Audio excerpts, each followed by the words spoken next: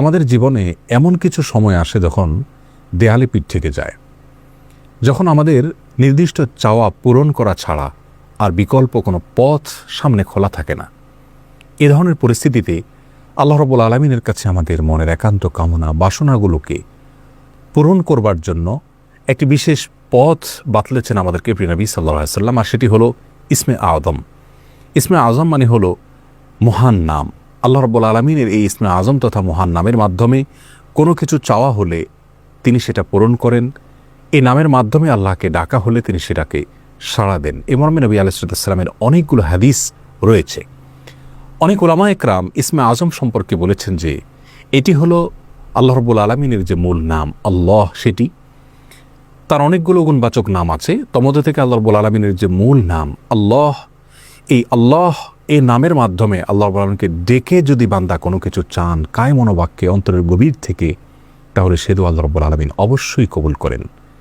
এজন্য কোনো কিছু আল্লাহ রাব্বুল আলামিনের কাছে চাওয়ার আগে যদি আল্লাহ বলে ডেকে ভালোবাসা থেকে, আস্থা থেকে, ভরসা থেকে, কায় মনোবাক্যে দীনতাহীনতার সাথে আল্লাহকে ডেকে যদি কেউ দোয়া করেন, তাহলে সে দোয়া আল্লাহ রাব্বুল আলামিন ফিরিয়ে দেন না। ইসমে আযম সম্পর্কে আরও নির্দিষ্ট করে আমরা নবী আলাইহিস সালামের যে হাদিসটি দেখতে পাই, সেটি তিরমিজিতে বর্ণিত হয়েছে, আরও বিভিন্ন হাদিসের কিতাবে বর্ণিত হয়েছে। সে হাদিস সম্পর্কে বিশ্ববিখ্যাত হাদিসবিদ হাফেজ ইবনে হাজার আল আসকালানী রাহিমাহুল্লাহ ফাথুল বারীতে লিখেছেন যে ইসমে আযম সম্পর্কে সবচেয়ে বিশুদ্ধতম হাদিস ছিল এটি। আর সেটি হলো এই যে বুরায়দা রাদিয়াল্লাহু আনহু বর্ণনা করেছেন, এক ব্যক্তি নামাজের মধ্যে একবার কিছু বাক্য বলে উঠলেন। নবী সাল্লাল্লাহু আলাইহি সাল্লাম তার কথাগুলো শুনলেন। তিনি বলে উঠলেন, আল্লাহুম্মা ইন্নী আসআলুকা বিআন্নী আশহাদু আন্নাকা আনতাল্লাহ লা ইলাহা ইল্লা আনত আল আহাদুস সামাদ আল্লাযী লাম ইয়ালিদ ওয়া লাম ইউলাদ ওয়া লাম ইয়াকুল লাহু কুফুয়ান আহাদ। তার মুখে এই বাক্যগুলো শুনে নবী আলাইহিস সালাম বলেছেন, নিশ্চয়ই এই লোকটি ইসমে আযম পাঠ করেছে। ইসমে আযমের মাধ্যমে আল্লাহ রাব্বুল আলামিনের কাছে কোনো কিছু চাওয়া হলে তিনি সেটা ফিরিয়ে দেন না। এর মাধ্যমে আল্লাহকে ডাকলে তিনি অবশ্যই তাতে সাড়া দেন। এই হাদিসের ভিত্তিতে অনেক মুহাদ্দিসিন ইকরাম বলেছেন এটি হলো সেই দোয়া যেটাকে ইসমে আযম বলা হয়, যার মাধ্যমে এটি পাঠ করার পর আল্লাহর কাছে কোনো কিছু পেশ করলে সেটাকে অবশ্যই আল্লাহ তাআলা পূরণ করেন। মনের যে কোনো ভালো আশা আল্লাহ তাআলা পূরণ করে থাকেন।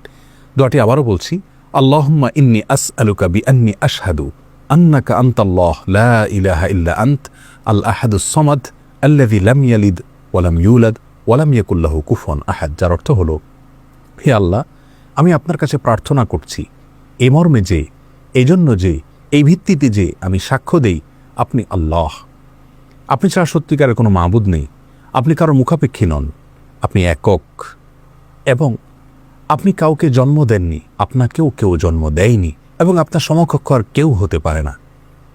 এই বাক্যগুলো পাঠ করে আল্লাহ রাব্বুল আলামিনের কাছে কোনো চাওয়া পেশ করলে তিনি অবশ্যই সেটি পূরণ করেন। কেউ যদি অত্যন্ত সংক্ষেপে ইসমে আযমের মাধ্যমে দোয়া করতে চান, তাহলে তিনি আল্লাহ রাব্বুল আলামিনের প্রতি আন্তরিকতা, ভালোবাসা, শ্রদ্ধা, বিশ্বাস, ভক্তি এবং ভরসা রেখে আল্লাহকে ডেকে ডেকে মায়ার সাথে, মমতার সাথে, আল্লাহর অনুগ্রহগুলোর কথা স্মরণ করে আল্লাহকে ডেকে ডেকে তার মনের চাওয়াগুলো পূরণ করবেন। এটা হবে ইসমে আযমের সবচেয়ে ছোট ভার্সন। আর যদি কারোর হাতে সময় থাকে তাহলে তিনি ইসমে আযমের যে দোয়াটি আমরা কথা বলেছি, আল্লাহুম্মা ইন্নী আসআলুকা বিআন্নী আশহাদু আন্নাকা আনতাল্লাহ লা ইলাহা ইল্লা আনত আল আহাদুস সামাদ আল্লাযী লাম ইয়ালিদ ওয়া লাম ইউলাদ ওয়া লাম ইয়াকুল লাহু কুফুয়ান আহাদ। এই দোয়াটা তিনি পাঠ করবেন, করে আল্লাহর কাছে তার চাওয়া পেশ করবেন। জীবনের কঠিন মুহূর্তগুলোতে বিশেষ করে এই ইসমে আযম পাঠ করে আল্লাহ রাব্বুল আলামিনের কাছে দোয়া করব, সেটা অবশ্যই আল্লাহ তাআলা কবুল করবেন যদি দোয়ার মৌলিক শর্তগুলো আমরা পূরণ করে থাকি। হালাল বক্ষণ করা, কায় মনোবাক্যে দোয়া করা এবং দোয়ার ক্ষেত্রে আন্তরিকতা এবং ঐকান্তিকতা থাকা, এই বিষয়গুলোকে যদি খেয়াল করে আমরা দোয়া করি, ইনশাআল্লাহ বিইذনিল্লাহ আল্লাহ তাআলা আমাদের সে দোয়া পূরণ করবেন। কোনো কারণে সে দোয়া যদি পূরণ হতে আমরা না দেখি, তাহলে সন্দেহাতীতভাবে আমাদের বিশ্বাস রাখতে হবে এটা পূরণ এই মুহূর্তে না হওয়ার মাঝে আমাদের জন্য কল্যাণ নিহিত আছে। আল্লাহ তাআলা এর বিনিময় আমাদেরকে আখিরাতে দিবেন। এছাড়াও দোয়া ইউনূসের মাধ্যমে লা ইলাহা ইল্লা আনতা সুবহানাকা ইন্নী কুনতু মিনাজ জালিমিন, এটা পাঠ করেও যদি কেউ দোয়া করেন, তার মাধ্যমে আল্লাহ রাব্বুল আলামিন দোয়া কবুল করেন। এই মর্মে হাদিস বর্ণিত হয়েছে। আল্লাহ তাআলা আমাদের সবাইকে ইসমে আযমের মাধ্যমে আল্লাহর কাছে জীবনের কঠিন মুহূর্তগুলোতে দোয়া পেশ করার তৌফিক দান করুন।